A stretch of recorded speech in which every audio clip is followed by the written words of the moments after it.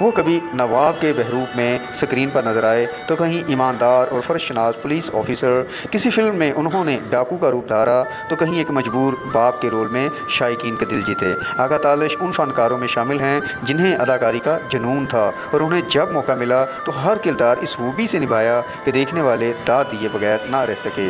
انہوں نے کئی فلموں میں منفی کردار بھی ادا کیے۔ پاکستان میں آغا تالش نے بڑے پردے پر مختلف کردار نبھائے اور شائقین کی توجہ حاصل کی۔ ان کی مشہور فلموں میں نتھ، جھیل کنارے، 7 لاکھ، باغی، شہید، سہیلی، فرنگی، زرقاء، وطن، نیند، زینت، ہمراہ جان ادا سر فہرست ہیں جو اپنے وقت کی کامیاب فلمیں تھیں۔ انہوں نے اردو زبان میں بننے والی فلموں کے علاوہ پنجابی اور پشتو فلموں میں بھی کام کیا۔ ان کا اصل نام آغا علی عباس تاج لباس تھا۔ وہ 10 نومبر 1923 کو لدھیانہ میں پیدا ہوئے اور تقسیم پاکستان سے قبل انہوں نے بمبئی میں بننے والی ایک فلم میں بھی کام کیا تھا۔ آج پاکستان کی فلمی صنعت کے نامور اداکار آغا تالش کی برسی ہے اور وہ 19 فروری 1998 کو وفات پا گئے تھے۔ انہوں نے اپنی شاندار اداکاری کی بدولت پاکستان فلم نگری کا سب سے معتبر نگار ایوارڈ 7 مرتبہ اپنے نام کیا تھا۔ قیام پاکستان کے بعد تالش نے ریڈیو پاکستان پشاور سے عملی زندگی میں قدم رکھا اور پھر فلم نگری کی طرف۔ آغا تالش ابھی کم سن ہی تھے کہ ان کے والد کا تبادلہ متھرا میں ہو گیا۔ متھرا میں ہی آغا تالش نے اپنی حصول علم کے سلسلے کا آغاز کیا اور متھرا میں ہی اپنی تعلیم مکمل کی۔ ان کے بارے میں بلا مبالغہ کہا جا سکتا ہے کہ انہیں بچپن سے اداکاری کا شوق نہیں بلکہ جنون تھا۔ یہی باعث تھا کہ انہوں نے بچپن میں ہی بطور چائلڈ اسٹار اسٹیج ڈراموں میں اداکاری کا آغاز کر دیا، مگر 1944 میں جب ان کی عمر 20 برس تھی تو ان کے والد کا انتقال ہو گیا۔ والد کی وفات کا صدمہ بھی ان کی اداکاری کے جنون میں کمی نہ لا سکا اور وہ اسی برس وہ اپنے فلمی شوق میں بمبئی روانہ ہو گئے۔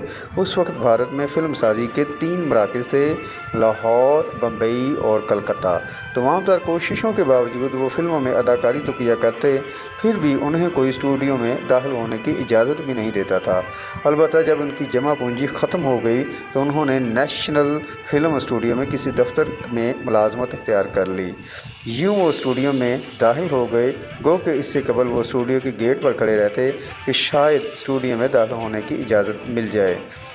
فلمی سفر کا آغاز کس طرح سے ہوا، آئیے اب اس پر بات کرتے ہیں۔ ملازمت کے دوران ان کی ملاقات ممتاز ترقی پسند انقلابی شاعر ساحر لدھیانوی سے ہو گئی، جو اکثر نیشنل فلم اسٹوڈیو آتے رہتے تھے۔ البتہ جب آغا تالش نے ساحر لدھیانوی سے اپنے اس شوق کا اظہار کیا کہ انہیں فلموں میں اداکاری کرنے کا بے حد شوق ہے، تو ساحر لدھیانوی صاحب نے آغا تالش کو نامور ادیب کرشن چندر سے ملوایا۔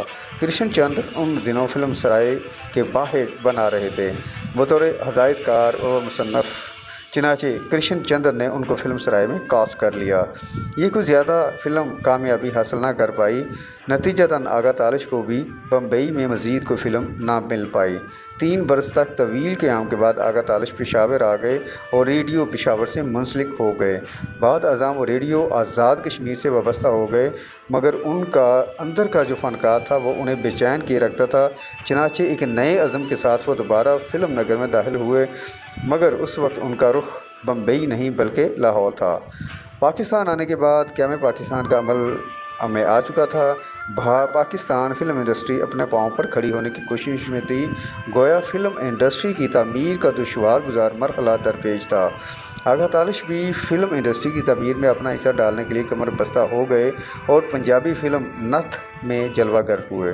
1951 میں جبکہ اولین اردو فلم جھیل کنارے قرار پائی، 1953 میں پھر 3 سال بعد مکمل خاموشی سے، البتہ 1956 میں ان کی 6 فلمیں پردہ سمی کی زینت بنیں، جن میں دربار حبیب میں یاسمین کے مد مقابل ہیرو کا کردار ادا کیا، پنجابی فلم جبرو میں مزاحیہ کردار تھا، باغی میں پولیس مین تھے، جبکہ 1957 میں 7 لاکھ میں کردار نگاری کی اور خوب کی۔ اس فلم میں وہ مینوش کے کردار میں سامنے آئے اور خوب رہے۔ اس فلم میں ان پر ایک نغمہ بھی فلمایا گیا جس کے بول تھے، یارو مجھے معاف رکھو میں نشے میں ہوں۔ فلم 7 لاکھ نے انہیں بام عروج پر پہنچا دیا۔ آغا تالش کی حقیقی شہرت کا آغاز فلم شہید سے ہوا، جو کہ ریاض شاہ و خلیل کیسر کی مشترکہ پیشکش تھی۔ اس فلم میں وہ ایک یہودی میجر کے کردار میں پیش ہوئے اور ایسے ہوئے کہ اس قسم کے کردار ان کے لیے مخصوص ہو گئے۔ بعد ازاں شہید کے بعد فلم فرنگی، عجب خان، آفریدی، زرکا میں بھی اسی کردار میں جلوہ گر ہوئے، بلکہ آغا تالش کی یہ خوبی تھی کہ جس کردار میں آتے اپنی صلاحیتوں کا لوہا منوا لیتے۔ چنانچہ فلم کنیز میں ایک مغرور نواب کے کردار میں نظر آئے تو سب فلمی ناقدین کا ایک ہی خیال تھا کہ ان سے بہتر کیا کوئی اور کردار ادا کرے گا۔ کنیز کے بعد انہوں نے امراؤ جان ادا، دیدار، سوریا، بھولی، پنجاب، فلم تیرے عشق نچایا میں نواب کا کردار بڑی خوبی سے ادا کیا، جبکہ ملنگی، عشق نچاوے گلی گلی، وڈیرا فلموں میں جاگیردار، باغی، الارم، ماں پتر اور شاہین میں پولیس مین کا کردار ادا کیا۔ پیدا گیر میں گلے میں ڈبہ ڈال کر پان فروش کا کردار، نندو ڈائریکٹ حوالدار میں انہیں اندھے کا کردار، ایک دھی پنجاب میں وفادار ملازم کا کردار، بانکی نار میں سکھ کا کردار، یہ امن میں نیک فطرت ہندو کا کردار، ماما جی میں پہلے ڈاکو پھر شفیق ماما کا کردار، دھی رانی میں مجبور باپ کا کردار، بڑے میاں دیوانے میں عاشق مزاج بدھے کا کردار، سچائی میں فراڈیہ کا کردار، گویا انہوں نے جو بھی کردار کیا خوب کیا۔